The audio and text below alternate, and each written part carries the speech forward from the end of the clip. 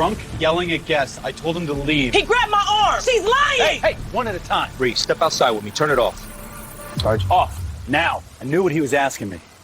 And I knew if I shut it down, nobody would ever see what happened next. The camera saved him. It cost me everything. Rain hammered the streets as Officer Daniel Hayes walked toward the abandoned warehouse. His hand hovered near his holster. He had a tip about a suspect, a tip that sounded routine, but something felt off. The alley was dark, slick with puddles, the sound of distant sirens echoing through the night. Hayes flicked on his body cam. The red recording light blinked. 8 minutes later, everything he believed about his career, his integrity, and his badge would be shattered. The footage would reveal actions, words, and decisions he never expected to be captured. The suspect's claims, the missteps, and the hidden truths, all recorded. By the time Internal Affairs arrived, there would be no hiding. Every lie, every justification, every motion, exposed. The badge was supposed to protect him. The camera refused. Officer Daniel Hayes had been on the force for 7 years. He knew the streets, the alleys, and the routine calls that came in after dark. But this night was different. The dispatcher's voice crackled through the radio at 11:03 p.m., Unit 22, possible burglary in progress. Warehouse on 7th Street. Reports of suspicious activity inside. Proceed with caution. Hayes glanced at his partner, Officer Torres. Torres shrugged, already heading to the cruiser. The rain was falling steadily, drumming against the roof and hood of the vehicle. The streets were slick, reflecting the orange glow of streetlights. Hayes activated his body cam. The small red light blinked. He liked to record everything. It was habit. He hadn't anticipated that the footage would record more than he was ready to face. The warehouse came into view, dark and looming. Windows were broken, boards nailed haphazardly across the frames. The doors were ajar, creaking in the wind. Hayes parked the cruiser at an angle that blocked the entrance and stepped out. Water soaked through his boots immediately. "Let's check it out," he said quietly. Torres nodded, flashlight cutting through the blackness. The smell of wet concrete and mold hit Hayes as he approached.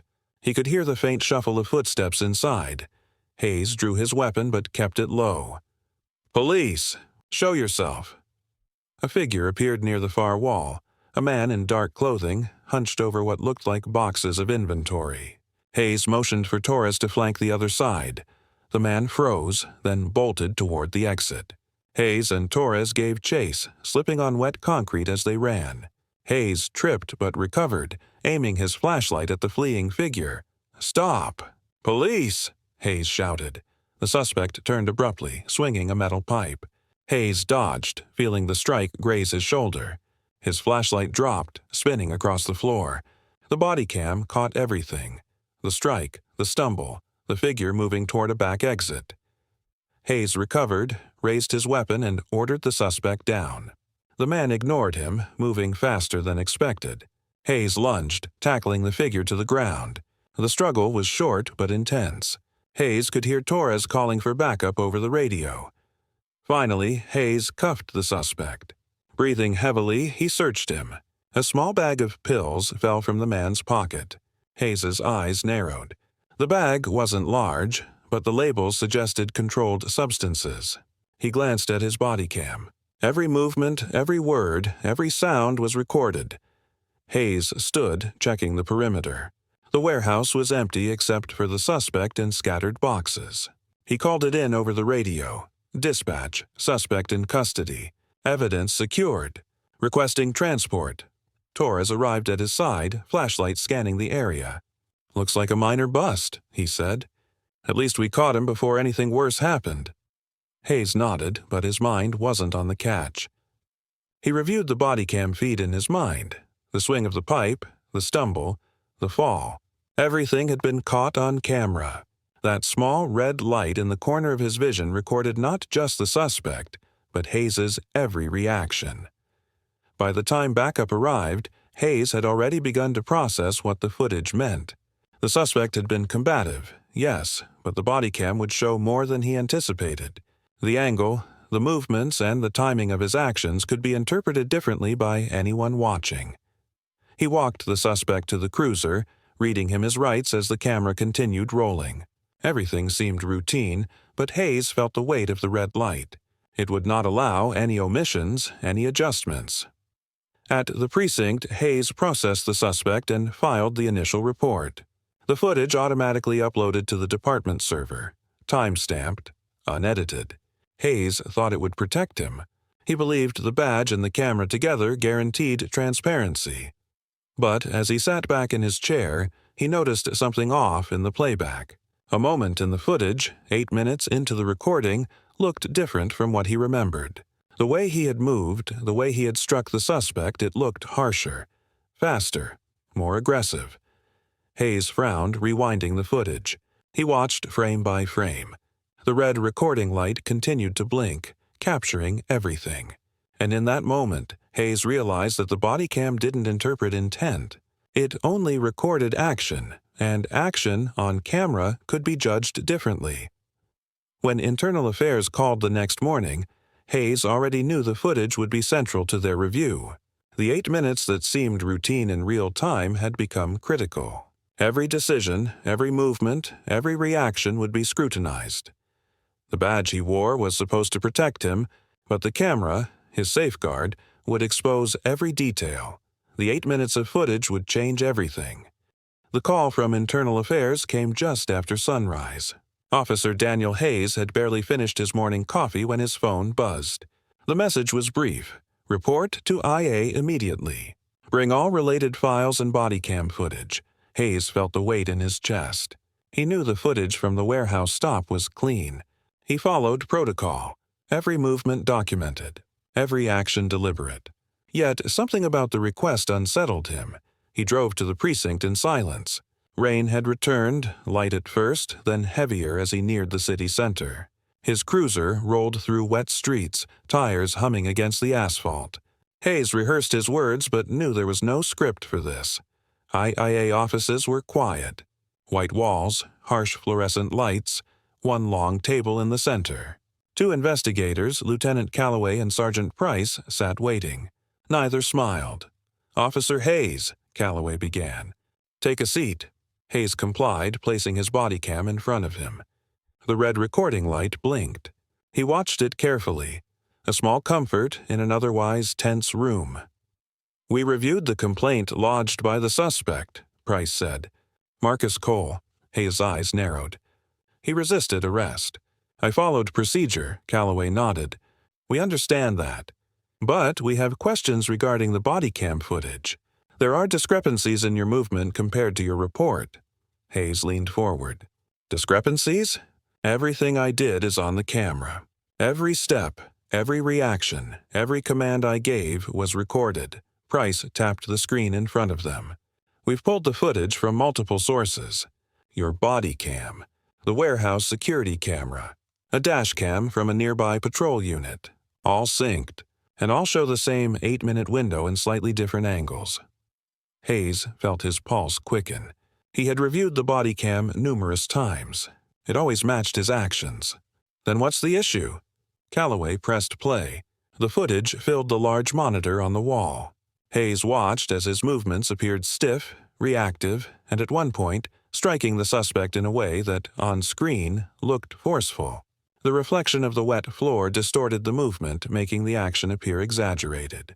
Price leaned in. 8 minutes, Officer Hayes. That's all it takes to raise questions about intent and conduct.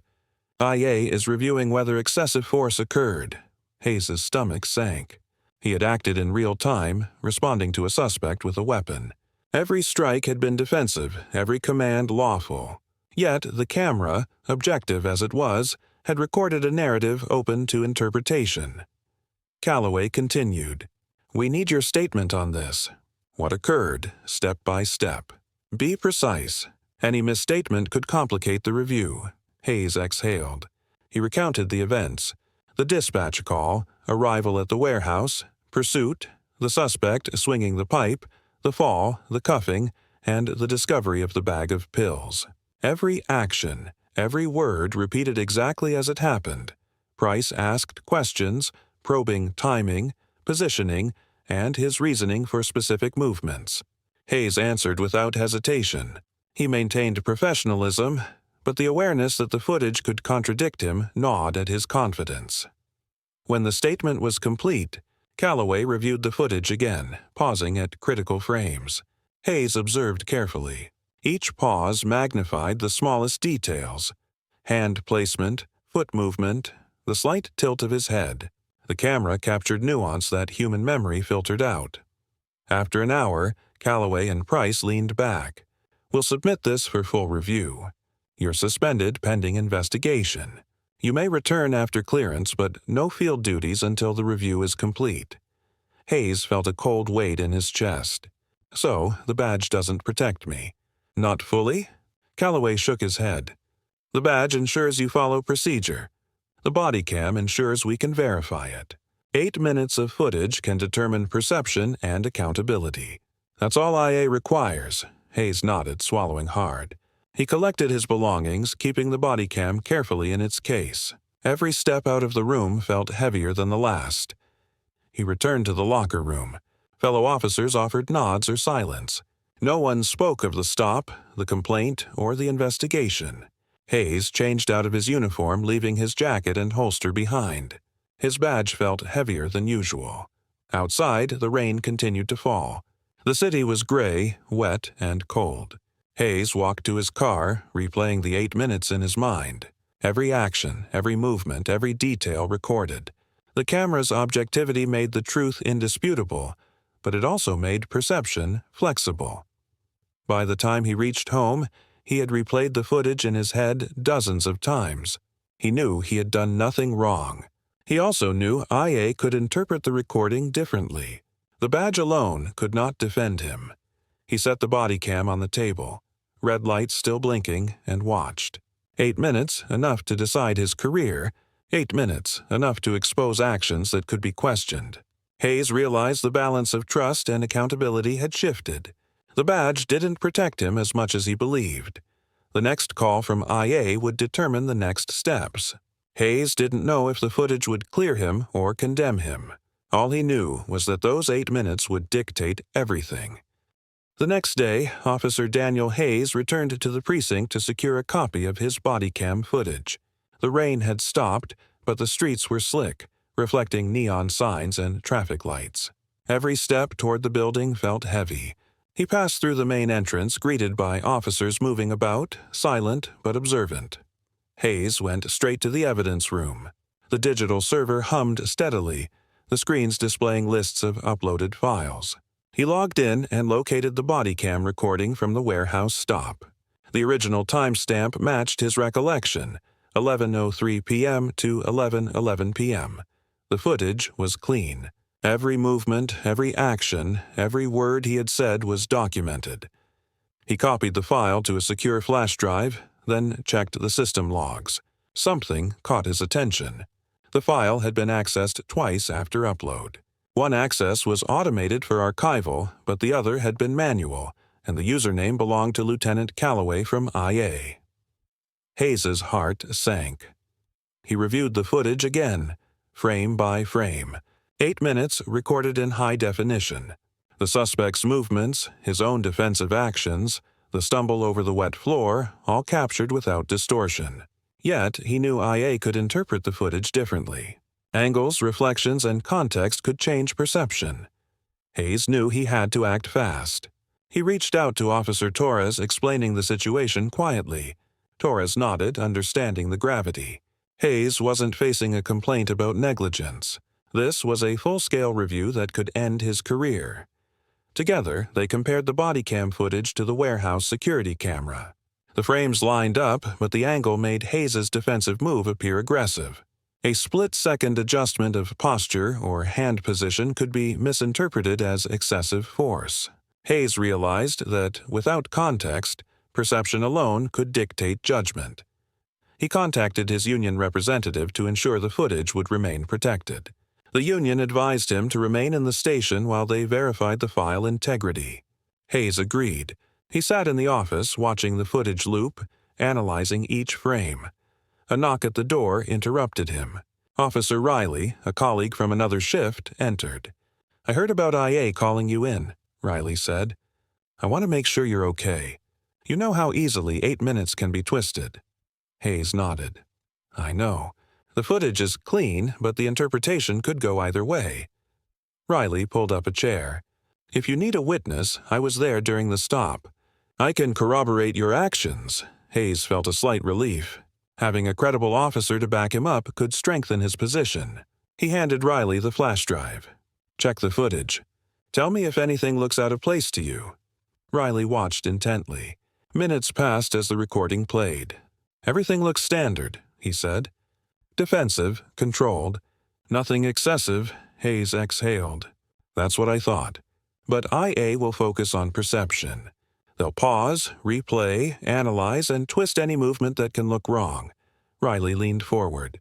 Then document everything you remember. Step by step. Align it with the footage. You'll need it if IA challenges any detail. Hayes spent the next few hours logging the sequence of events. Each minute, each command, each response to the suspect was recorded in writing, linked to the corresponding timestamp. By the end, he had a comprehensive record of the stop. Later, he attended a briefing with Lieutenant Calloway and Sergeant Price. Hayes presented the detailed report alongside the footage. Calloway paused the video at critical frames, examining Hayes's hand placement and posture during the struggle with the suspect. Explain this, Calloway said, pointing at a frame showing Hayes's hand near the suspect's shoulder. Hayes described the movement. Clarifying it was to prevent the suspect from swinging the pipe again. Every frame, every motion had a logical explanation. Torres and Riley were present as witnesses. Calloway and Price remained neutral, recording their observations. Hayes understood their role. IA was collecting information to determine accountability. They weren't allies, but they were thorough. After the session, Hayes reviewed the footage once more alone. The 8 minutes replayed in his mind. The struggle, the stumble, the cuffing, the discovery of the drugs. All intact, all truthful. But Hayes realized the 8 minutes would never appear the same to everyone. Perspective and context could alter judgment. He left the briefing room and walked through the empty precinct. The hum of the fluorescent lights echoed off the walls. Every step reminded him that the badge he wore symbolized authority, but it didn't guarantee protection. The camera provided transparency, but transparency could expose vulnerability. Hayes reached the parking lot, rain starting again. He looked down at the flash drive in his hand. It contained the evidence of truth, but truth alone wasn't always enough. IA would interpret it, and the department could spin it against him. He slid into his cruiser, staring at the dashboard. Every decision from this point forward mattered. The 8 minutes recorded on his Bodycam would determine his career. They would dictate perception, accountability, and trust. Hayes started the engine. The hum of the vehicle matched his pulse. He had the evidence. He had the witnesses. Now he needed resolution. The 8 minutes had captured everything. The consequences of those 8 minutes would unfold in the coming days. Officer Daniel Hayes spent the next day preparing. He reviewed every frame of the Bodycam footage, noting precise timestamps and correlating them with his written account. The 8 minutes of the warehouse stop were flawless, but he understood how perception could distort reality. The badge guaranteed authority. The Bodycam guaranteed evidence, but perception governed judgment. He called Officer Riley. Meet me at the safe house. Bring anything that corroborates my report. Riley arrived 20 minutes later, carrying logs and statements from the dispatch center and warehouse security camera. Together, they compared every angle, noting where reflections or lighting could mislead. Hayes confirmed the sequence. Suspect entered. Swung the pipe. Hayes defended. The fall. Cuffing. Discovery of the controlled substances. Hayes then reached out to a trusted journalist, Laura Jennings, known for exposing corruption within the department. He arranged a confidential meeting. Laura arrived at the abandoned diner, camera bag at her side. Hayes handed over the original and IA-edited Bodycam files, along with supporting documentation and witness statements. Everything here proves your actions were lawful, Laura said, reviewing the files. If IA tries to twist this, we'll expose the truth publicly. Hayes nodded. I need to ensure no edits or suppression occurs. The moment IA sees these, they might try to erase it, Laura reassured him. We'll make multiple backups. One stays with me, one goes off-site, and one is encrypted. With the evidence secured, Hayes felt a small measure of relief, but he knew confrontation was inevitable. He returned to the precinct under the guise of routine duty. His mind tracked every possible interaction with Lieutenant Calloway and Sergeant Price. Inside, Calloway summoned him to a private office. Hayes entered, calm but alert. Calloway motioned to a chair. "Officer Hayes, we reviewed your materials. The footage raises serious concerns, but inconsistencies with the IA version remain. Explain them." Hayes set the flash drive on the desk. "This contains the original recording. You accessed it, altered it, and presented a version that made my actions appear excessive. This proves my version is accurate and yours is edited." Calloway's expression hardened. "You're accusing IA of tampering with evidence?" "I'm stating facts. This recording and the timestamps prove my actions were defensive and lawful. The alterations misrepresented the situation." Price shifted uncomfortably. "We'll need to review the data further." Hayes stayed calm. "The backup copies exist outside your control. The public and my witnesses have the original footage." Calloway leaned back, realization crossing his face. "You're prepared to make this public?" Hayes nodded. "I'll present it to Internal Affairs Oversight and the media if necessary. The truth will come out, one way or another." Over the next 24 hours, the story unfolded. Laura published a detailed account, comparing the original Bodycam footage with the IA-altered version. Screenshots, timestamps, and witness statements confirmed Hayes' account. The department scrambled to respond. By mid-afternoon, the chief issued a statement confirming an internal investigation into Lieutenant Calloway and others involved in altering evidence. Hayes' suspension was lifted, and his badge was reinstated. Officers cautiously approached him, some nodding, some silent, as the news spread across the city. Hayes watched the news from his apartment. The 8 minutes of footage had determined the outcome.